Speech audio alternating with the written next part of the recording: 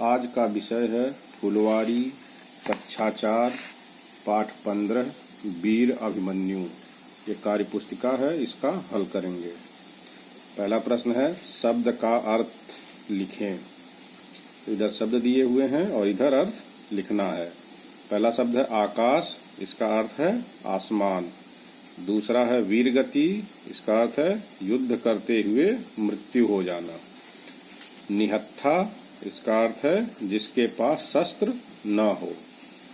सारथी, इसका अर्थ है साथ देने वाला। प्रश्न नंबर 2, प्रश्नों के उत्तर लिखिए। पहला प्रश्न, महाभारत का युद्ध किनके बीच हुआ था?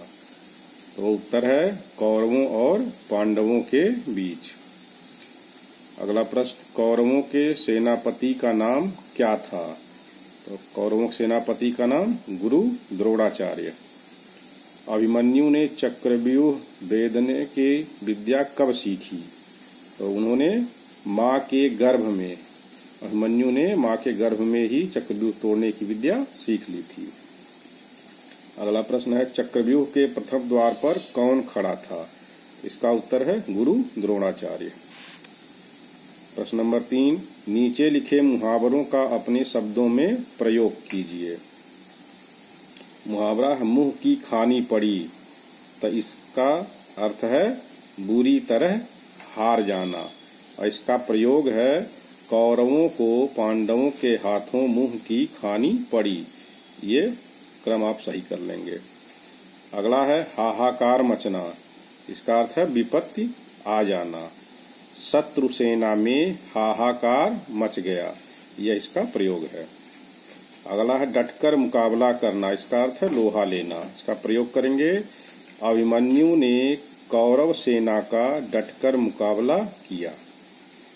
अगला है शिकार होना, किसी की चपेट में आना। इसका अर्थ है और प्रयोग है अभिमन्यु कौरव सेना का शिकार हो गए थे।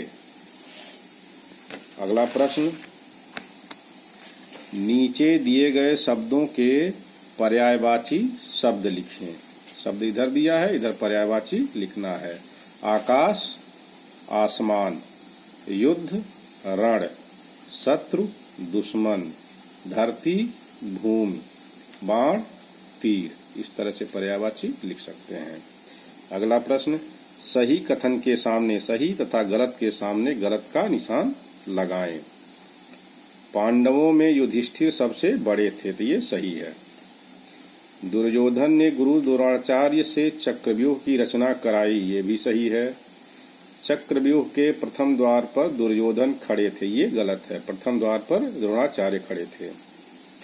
अर्जुन ने द्रोणाचार्य के रथ को घोड़ों समेत आकाश में फेंक दिया, ये गलत है।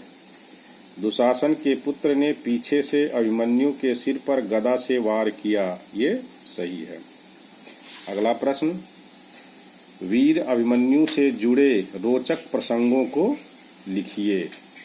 तो ये आप अपने हिसाब से भी लिख सकते हैं। यहाँ हमने 2 प्रसंग लिख दिए हैं।